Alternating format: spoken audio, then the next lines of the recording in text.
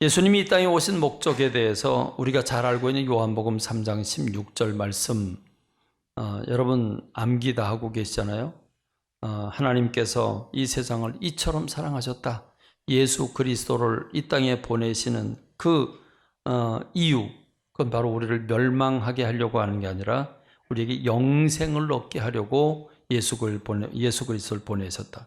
요한일서 4장 9절에서 요한이라고 하는 분은 예수님이 이 땅에 오시게 된 것에 대해서 하나님의 사랑이 우리에게 이렇게 나타난 바 되었다. 하나님이 자기의 독생자를 세상에 보내신 까닭은 그로 말미암아 우리를 살리려 하심이라 그랬습니다. 그렇습니다.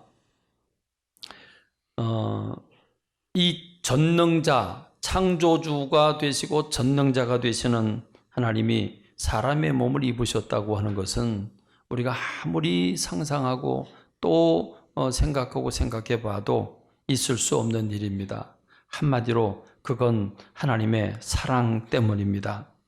하나님의 사랑 때문에 하늘 보잘 버리시고 이 땅에 어린아기 모습으로 오셔서 우리의 죄를 짊어지시고 십자가를 지신 줄로 믿습니다.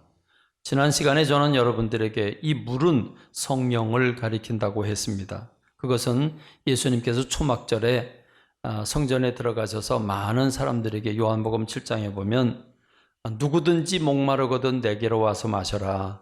그걸 마시는 사람은 그 배에서 생수의 강이 흘러나리라 라고 주님 말씀하셨고, 그 말씀을 하시자마자 요한이라고 하는 제자는 해설을 덧붙였습니다. 요한복음 7장 39절에서 이는 그를 믿는 자들이 받을 성령을 가리켜 말씀하신 것이라 이렇게 얘기해 주었습니다. 그렇습니다. 성령님은 어떻게 오셨습니까? 오순절 다락방, 하나님의 보좌로부터 흐르는 물이 낮은 곳, 사람들이 살고 있는 오순절 다락방에 바람처럼 불처럼 임했습니다. 그리고 바람처럼 불처럼 임한 그 성령을 받은 예수님의 제자들은 그 하나님의 사랑 생수의 강에 취해서 그 하나님의 사랑을 받고 그 사랑을 가지고 길거리 뛰쳐나가 복음을 전하게 됩니다. 그렇게 해서 복음을 전하는데 베드로가 첫 번째 한 설교의 내용이 무엇입니까? 너희가 생명의 주를 죽였도다 그럽니다. 그러나 너희가 이제라도 회개하고 돌이켜 죄 없이 하심을 받아라. 그러면 새롭게 되는 날이 주 앞으로부터 이를 것이라 라고 얘기를 합니다. 그러자 3,000명이 회개하고 돌아오고 5,000명이 회개하고 돌아온 역사가 일어나고 그들이 새 생명을 받게 된 줄로 믿습니다. 여러분, 그 오순절 다락방에 임한 그 물은 어떻게 임하였습니까? 예수님께서 부활하시면서 십자가 지시기 전날 제자들 불러 모아놓고 내가 이제 하늘로 올라가면 나 대신 성령님을 보내주고 그 성령님은 내가 한 모든 일을 다 너에게 가르쳐주고 그걸 부어주실 것이라고 말씀해 주셨습니다. 하나님의 사랑 예수 그리스도를 통해서 성령님을 통해서 오늘 우리에게 흘러와줬고 제자들 120명이 문도가 그걸 받았고 그 복음을 들고 로마로 달려가고 로마에서 순교를 당하면서 그 복음을 전하고 그리고 그 복음이 다시 유럽 전체를 불태우고 그 복음이 다시 미국 땅으로 건너가고 태평양을 건너서 우리에게 오고 우리에게 온 이 복음이 다시 성령의 불을 지펴서 그 불이 다시 중국 땅으로 갑니다. 그 핍박이 있는 중국 땅으로 가고 그 인도 땅, 멸시받는 인도 땅으로 가고 그게 아프리카로 가고 그리고 중앙아시아 그 이슬람권의 그 딱딱해진 밭에 우리 선교사님들, 대한민국 선교사님들이 아프리카 오지 어디라도 그 복음을 들고 간 까닭이 무엇입니까? 무슨 돈을 벌고 무슨 유익을 얻겠다고 그들이 갑니까? 이 생수의 강, 하나님의 사랑, 이 하나님의 십자가의 도를 전하기 위해서 그들은 산지사방으로 가게 된 줄로 믿습니다. 그렇습니다. 오늘 코로나19라고 하는 아주 참 힘들고 어려운 그런 고난의 기간을 우리가 겪고 있지만 우리 믿는 사람들에게는 이 생수를 마셨고 이 생명수를 우리가 가지고 있고 우리가 가는 곳곳마다 누구를 만나든지 우리는 생명수, 이 생명을 전하는 사람들이라고 하는 사실을 기억하는 오늘 저와 여러분이 되기를 바랍니다. 그래서 여러분 우리 한번 옆에 있는 분들하고 인사하십시다. 우리는 생명을 소유했습니다. 우리는 생명을 소유했습니다. 우리 생명을 전하는 사람들입니다. 여러분 그렇습니다. 오늘 여러분 우린 주눅들기보다는 낙심하고 우울증에 걸리기보다는 오히려 이 생명을 전하는 주님의 사람들이 되기를 주님의 이름으로 축원합니다. 축원합니다. 코로나는 죽이는 것이고 갈라놓는 것이지만 우리 믿는 사람들은 살리는 사람들인 줄로 믿습니다. 우리가 이 코로나에 위축될 게 아니라 오히려 코로나를 이기고 코로나 때문에 힘들고 어려운 사람들을 돕는 주의 사람들이 되어야 될 줄로 믿습니다. 그러면 이 생수, 이 사랑을 공급받아서 우린 누구에게로 어떻게 전해야 될까라고 하는 것입니다. 예수님은 이 부분도 우리에게 그 방법을, 그 가야 할 곳을 가르쳐 주셨습니다. 예수님은 부활하시자마자 첫 번째로 제자들을 만나게 되는데 제자들을 만난 자리에서 주님은 딱 한마디를 하십니다. 요한복음 20장 21절에 보니까 아버지께서 나를 이 땅에 보내신 것처럼 나도 너희를 세상으로 보낸다라고 말씀을 하십니다. 이 주님이 부활하시고 나서 첫 번째로 하신 말씀입니다. 할 얘기가 참으로 많을 텐데, 회포 풀 게 많을 텐데 주님은 급하게도 아버지께서 나를 보내신 것처럼 나도 너희를 세상에 보낸다고 말씀하십니다. 그리고는 40일간 제자들과 함께 계셨고, 그리고 제자들과 이별하는 승천하기 전에 제자들에게 주신 말씀은 좀 더 구체적이었습니다. 마태복음 28장 19절에 보면 너희는 가서 모든 족속으로 제자를 삼아라. 너희는 가되 모든 족속에게로 가라 그랬습니다. 그리고 주님이 사도행전 1장 8절에서 좀 더 구체적으로 분명하게 이렇게 말씀해 주셨습니다. 오직 성령이 내게 임하시면 너희가 권능을 받게 되고 예루살렘과 온 유대와 사마리아와 땅끝까지 이르러 내 증인이 되리라. 주님은 이 물이 어디로 흘러가게 하셨습니까? 하나님의 사랑이 어디로 흘러가게 하셨습니까? 땅끝까지 흘러가게 하신 줄로 믿습니다. 그렇습니다. 땅끝까지 흘러가게 하셨습니다. 그래서 우리 대한민국에 복음이 왔을 때 흘러 복음은 서진해서 대한민국에 왔을 때 우린 그 복음을 들고 다시 서진을 하게 되는데, 그래서 인도로, 중국으로, 중앙아시아로, 아프리카로 가게 된 줄로 믿습니다. 그렇습니다. 그런데 여러분, 주님이 이 말씀을 누구에게 이 말씀을 주셨습니까? 그 모인 제자들에게 말씀 주셨습니다. 그런데 여러분, 제자들이 주님이 이 말씀을 하실 때에는 대답해 주신 건데 무슨 질문에 대답을 하셨을까요? 제자들은 예수님께 뭘 물었을까요? 부활하신 예수님을 만난 제자들은 질문을 합니다. 사도행전 1장 6절에 보니까 그들이 모였을 때 예수님께 질문을 하는데 이런 내용입니다. 주님께서 이스라엘 나라를 회복하심이 이때입니까? 이렇게 묻습니다. 무슨 말입니까? 이스라엘은 지금 하나님의 선택받은 선민이고 거룩한 백성 성민들인데 그들이 지금 하나님 안 믿는 이방 사람인 로마 사람들에 의해서 식민 통치를 받고 있습니다. 로마 황제가 왕을 파송해 줘야 되고 로마 총독이 모든 행정을 다 책임지고 있습니다. 예배도 마음 놓고 드리지 못하고 있고 그들은 예배를 무시당하고 있고 그들은 곤고한 현실에 있었습니다. 그러므로 예수님을 따라다닐 때 이분이 메시아라고 확신을 했을 때 그들이 예수님을 메시아라고 본 메시아의 내용은 바로 정치적이고 군사적인 메시아를 기대했던 겁니다. 이 예수님이 우리를 로마로부터 해방시켜주고 우리를 완전히 하나님의 선민으로 회복시켜 줄 거라고 하는 꿈을 가졌습니다. 그런데 그 예수님이 십자가에서 맥없이 죽으셨고 그들은 낙심천만에 있을 때 부활하신 예수님이 나타나시자 그들은 이때로구나, 이제야말로 우리나라가 회복할 때로구나. 그래서 예수님께 이스라엘 나라가 회복되는 게 이때입니까? 이렇게 묻습니다. 그런데 예수님은 정말 충격적인 말씀을 해주시죠. 아주 모진 말씀을 주십니다.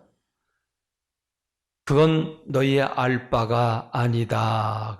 그건 너희가 알 바가 아니다. 오직 너희가 알아야 될 것 단 하나, 그건 성령이 너희에게 임하시면, 사도행전 1장 8절, 성령이 너희에게 임하시게 되면 너희가 권능을 받게 되고 그러면 예루살렘부터 시작을 해서 온 유대와 사마리아 땅끝까지 가게 될 거라고 하는 것, 이게 너희들이 관심을 가져야 될 바다. 이렇게 말씀을 하고 계십니다. 우리가 분노해야 될 건 무엇이고 관심 가져야 할 건 무엇입니까? 이 주님의 그 보좌로부터 흐르는 생수의 강물, 이 강물을 땅끝까지 흐르게 하는데 우리의 관심을 가져야 되는 줄로 믿습니다. 할렐루야, 할렐루야. 그런데 우리는 엉뚱한 데 관심을 가지고 열을 올리고 우리가 이렇다고 하는 건 하나님의 뜻을 몰라서 그렇습니다. 오늘 우리가 정신을 차려야 합니다. 그럼 여러분, 땅끝까지 가라고 그랬는데, 땅끝까지 이 생수로 흘러보내라고 그랬는데, 이 사랑을 흘러보내라고 했는데 땅끝은 어디일까요? 자, 우리나라로 말하면 저 해남 땅일까요? 삼천포일까요? 땅끝은 어디일까요? 저 아프리카입니까? 중국 땅입니까? 아니면 인도 땅입니까? 저 알래스카, 북극이나 남극 꼭지점 되겠습니까?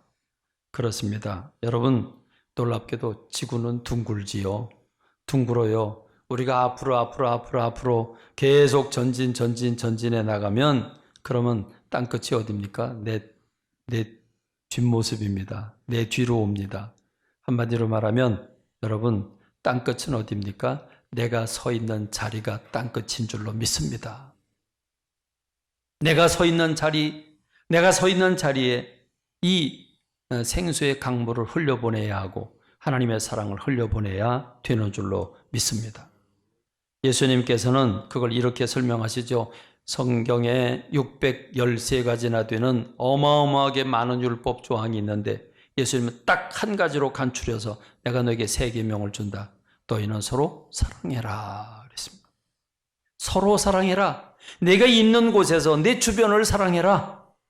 그게 땅끝이다 라고 주님 말씀을 하십니다. 한 율법사가 예수님을 시험하려고 율법의 문제를 가지고 예수님께로 옵니다. 예수님께 물어봅니다.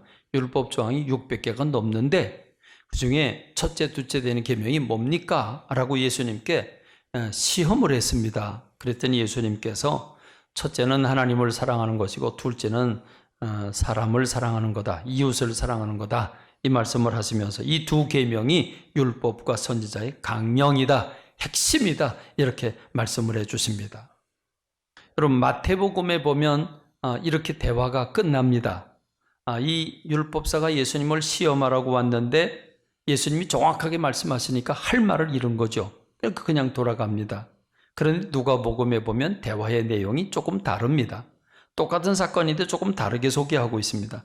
누가복음 10장 25절로 26절에 보면 어떤 율법 교사가 예수님을 시험하려고 예수님께 오는데 질문을 이렇게 합니다. 선생님, 내가 무엇을 해야 영생을 얻을 수 있겠습니까? 그래, 너 영생 얻기를 원하느냐? 그 내가 가르쳐 줄게. 그런데 네가 먼저 대답을 해봐. 율법에 뭐라고 기록되어 있지? 너 알고 있잖아. 그거 한번 얘기해 봐. 그랬더니 이 율법학자가 얘기를 합니다. 누가복음 10장 27절에 마음을 다하고 목숨을 다하고 힘을 다하고 뜻을 다해 하나님을 사랑하고 또한 내 이웃을 내 자신과 같이 사랑하라. 이렇게 말씀해 주셨습니다. 그랬더니 예수님이 마태복음은 예수님께 물어보고 예수님이 답을 주신 걸로 나와 있는데 지금 누가복음에는 오히려 예수님이 물어보고 이 율법사가 대답하는 걸로 나와 있습니다. 근데 예수님이 그 대답을 듣고 그래, 맞다, 잘했다. 누가복음 10장 28절입니다. 네 대답이 옳다, 잘했다. 그런데 그걸 행하라, 그럼 살 거다. 알고 있는 게 중요한 게 아니라 그걸 행동에 옮기는 게 더 중요하다. 그러니까 이것을 행해라, 그럼 내가 살 것이다. 이렇게 말씀을 하십니다. 그러면 이 사람이 네, 알겠습니다. 내가 이제 그 말씀대로 살겠습니다. 그러면 대화가 끝나는 건데 이 친구가 조금 오버를 해요. 그래서 이 율법사가 이렇게 질문을 합니다. 누가복음 10장 29절에 보니까 그 사람이 자기를 옳게 보이려고, 그 말은 내가 좀 더 인정받으려고, 그 예수님께, 예수님, 그러면 이웃이 누구지요? 내 이웃이 누군가요? 이렇게 묻습니다. 그럼 여러분, 이 사람이 옳게 보이려고 그랬다면 이웃이 누군지 알았을까요? 몰랐을까요? 알았다는 거죠. 그럼 또 예수님이 그래, 너 알고 있잖아, 얘기해봐. 그러면 대답을 하면 그래, 잘했다, 이 소리 들으려고 그랬는데, 근데 이 사람이 이 질문을 할 때 예수님은 느닷없이 비유 한 가지를 알려줍니다. 그 비유가 뭡니까? 우리가 잘 알고 있는 그 강도 만난 이웃에 관한 비유를 주고 계시는 겁니다. 여러분, 예수님께서 대답을 해주시죠. 어떤 사람이 예루살렘에서 여리고를 가다가 강도를 만나서 그 강도들이 그 옷을 다 벗기고 그리고 그 사람 때려서 거의 죽었는데 그냥 내버리고 갔다. 그런데 마침 한 제사장이 누가복음 10장 31절 32절이죠. 마침 한 제사장이 지나가다가 그를 보고 피하여 지나가고 레위인도 지나가다가 그를 보고 피해서 지나갔다. 그런데 어떤 사마리아 사람은 여행을 하는 중, 그러니까 어디를 목적 삼고 가는 길이에요. 가는 길, 놀러 온 게 아니고 가는 길인데 가는 길에 그 사람을 보고 그 피 흘리는 사람을 보고 불쌍히 여겨 가까이 가서 기름과 포도주를 그 상처에 붓고 싸매고 자기 짐승에 태워 주막으로 데리고 가서 돌보아 주었다. 그리고 그것으로 끝나는 게 아니라 그 이튿날 그가 주막에 와가지고 그 데나리온 2를 내어주면서 이 사람을 좀 돌봐주세요. 만일 비용이 부족하면 내가 돌아올 때 갚겠습니다. 이렇게 얘기를 합니다. 그러니까 2 데나리온이라고 하는 것은 한 데나리온이 노동자 하루 품값이니까 몇십만 원 되겠는데 이 사람은 몇십만 원이 아니죠. 비용이 더 들면 내가 주겠다고 그랬으니까 얼마가 들어가든지 내가 다 내겠다는 얘기죠. 이렇게 얘기를 합니다. 여러분, 그러면서 예수님께서 인정받으려고 예수님께 질문했던 이 사람을 향해서 이렇게 얘기를 합니다. 네 생각에는 이 세 사람 중에 누가 강도 만난 사람의 이웃이 되겠냐? 그거야 자비를 베푼 사람이죠. 그러냐? 알고 있냐? 그러면 가서 너도 이와 같이 해라 라고 말씀해 주십니다. 율법사는 이 모든 걸 다 알고 있었습니다. 그런데 예수님의 말씀을 진행하는 방법을 보면 알고는 있었는데 실천하지는 않은 것 같습니다. 그러므로 주님은 지금 이 율법사를 깨우쳐 주시는 겁니다. 아는 게 중요한 게 아니라 실천하는 게 중요하다. 누가 강도 만난 사람의 이웃이냐? 자비를 베푼 사람이다. 그럼 여러분, 제사장, 목사님은 왜 이렇게 피투성이의 사람을 보고 그냥 지나갔을까요? 저를 생각해 봤습니다. 예배 시간 맞춰서 예배 인도하려고 불이 나게 오는데 교통사고가 났어요. 근데 지금 교통사고에 껴들어서 또 병원에 다 실어주고 왔다 갔다 하면 이거 예배 시간 놓치죠. 많은 사람 기다리고 있는데 어떡할까? 예배가 더 중요할까? 이 사람 지금 돌보는 게 더 중요할까? 그렇지. 하나님 앞에 예배 드리는 게 더 소중하지. 그럴 수 있잖아요. 그렇죠? 그러고 좀 속은 캥기는데 그래도 온 것 같아요. 그래서 버려두고 온 것 같아요. 레위인은 왜 그랬을까요? 레위인은 안내위원이었던 것 같아요. 그날 기도를 맡은 사람이었던 것 같아요. 예배를 돕는 사람이잖아요. 나 오늘 안내위원인데, 나 오늘 예배 맡았는데, 오늘 기도 맡았는데, 여러분, 그러고 오다가 그거 보고, 누군가 또 구원해 주겠지. 그러고 예배가 더 중요하지. 이게 한 사람보다 예배가 더 중요하지. 하나님이 더 중요하지 않냐? 그러고 왔을지 모르겠어요. 그 동기는 여기 전혀 설명을 안 해서 우리가 알 수 없지만, 여러분, 그런데 여기서 비교되는 게 누굽니까? 사마리아 사람입니다.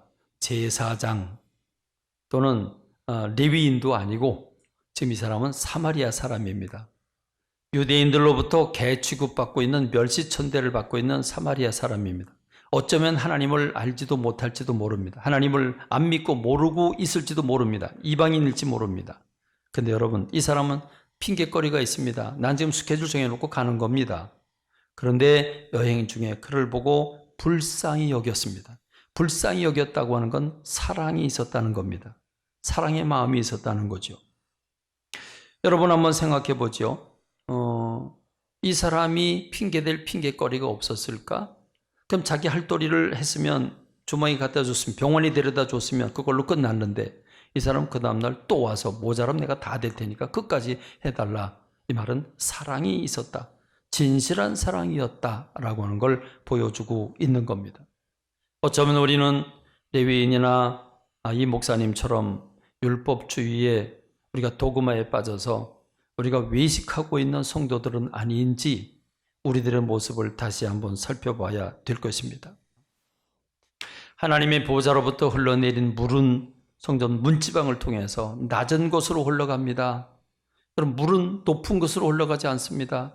절대로 낮은 곳으로 흘러갑니다. 주님은 하늘 보좌를 버리시고 이 낮은 이 땅에 오셨습니다. 육신의 옷을 입으셨습니다. 십자가를 지고 죽으셨습니다. 그리고 주님은 너희도 아버지께서 나를 보내신 것처럼 나도 너희를 보내노라. 가라. 땅 끝까지 여러분 이웃에게로 가라 말씀하고 계십니다. 그런데 여러분 정작 우리는 어디로 갑니까? 물을 어디로 흘려보냅니까? 낮은 곳으로 흘려보내는 게 아니라 우린 높은 곳으로 흘려보냅니다. 높은 사람에게 잘 보여야지요. 돈 있는 사람한테 잘해야지요. 힘 있는 사람한테 잘해야지요. 거기다 선물 갖다 드리고 거기다가 관심 쓰고 그 사람한테 잘 보이려고 그러고. 여러분 우리가 물을 어디로 흘려보냈습니까? 높은 사람을 흘려보내려고 그러는데 가다가 말아요. 그분한테 별로 고마워하지도 않고 도움도 안 돼요. 그러나 힘없고 가난하고 아프고 어려운 사람들에게 우리가 사랑을 베풀면 그들에게는 하늘 같은 은혜가 되는 줄로 믿습니다. 물은 아래로 흘러가요. 주님은 낮은 곳에 오셨어요. 우리도 낮은 곳으로 가야 돼요. 지금이야말로 코로나로 인해서 우울해하고 아파하고 절망하는 이 우리 주변 이웃들을 향해서 우리는 이 물을 흘려보내야 합니다. 여러분, 극단적인 선택을 하는 사람들은 단 한 사람이 그 사람의 마음을 이해하고 동무가 되어줘도 극단적인 선택을 하지 않는다고 그럽니다. 여러분 주변에서 이번 추석에 갈 곳도 없고 올 사람도 없는 사람, 형제자매이 있는 것 같은데 대화도 안 되고 힘겹게 살아가는 사람, 경제적으로든지 신경적으로든지 질병으로든지 또는 관계 악화 때문에 힘들어하든지 여러분 더듬이를 좀 잘 더듬어 여러분 주변에 이번 추석에는 여러분 주변의 사람들을 좀 돌아봤으면 좋겠어요. 정말 힘들어하고 어려워하는 사람 누군지 그 사람 찾아서 여러분의 받은 사랑을 그들에게 흘러가게 해야 되지 않겠습니까? 지금까지 우리는 너무 교회 안에서만 사랑을 나눴고 우리끼리만 짝짝꿍을 했습니다. 이제 우린 진정한 사랑을 이웃에게로 흘려보내야 합니다. 교회라고 하는 담을 허물어내고 교인이라고 하는 담을 허물어내고 전도라고 하는 담을 허물어내고 우린 진실하게 이유 없이 목적 없이 주님의 사랑이 낮은 곳으로 흘러가는 것처럼 그렇게 힘들고 어려운 사람들에게 흘러보내는 것이 성경적이고 그게 믿는 사람다운 것인 줄로 믿습니다. 여러분의 주변을 봐주세요. 여러분 이웃의 선후배, 친구, 아파트 분들을 봐주세요. 그분들 가운데 부부의 관계로 정말 아파하고 괴로워하는 이혼 직전에 있는 이혼도 못하고 괴롭게 살아가는 부부가 있는가 살펴봐 주세요. 부모와 자식 간의 대화가 안 돼서 맨날 만나면 껄타하고 속상하고 아파하는 그런 사람 있는가 봐주세요. 여러분 주변에 정말 괴로워하고 아파하는 사람 있으면 여러분이 배웠잖아요. 경청과 공감이라는 프로그램을 통해 내게 문제가 있었구나. 내가 이게 잘못됐었구나 깨달았잖아요. 그들에게 경청과 공감이라는 프로그램을 소개해서 그들이 이 훈련을 받게 한다면 그래서 그 가정이 회복한다면 전도 목적이 아니고 진실로 그 가정이 행복하기를 바라서 나도 몰랐던 비밀을 배우고 보니까 정말 소중한데 그들도 배우게 하자. 그래서 여러분들이 경청공감 배운 사람들이 주변에 그걸 흘러가게 하시기를 바랍니다. 그렇게 해서 그 가정들이 부부가 회복할 수 있다면 부모와 자녀가 회복할 수 있다면 그래서 행복할 수 있다면 여러분 그게 하나님께 영광이고 그들은 저절로 교회를 향해서 열린 마음을 가지고 달려오지 않겠습니까? 그렇습니다. 전도하려고 사랑하는 게 아니라 그 가정을 사랑하고 그 가정이 회복되려고 애를 쓸 때 전도는 되게 되는 줄로 믿습니다. 그러므로 여러분 전도하려고 하지 말고 우리가 받은 사랑을 낮은 곳으로 흘러보내도록 하십시다. 하나님께서 영광 받으시고 주의 뜻을 이루실 줄로 믿습니다.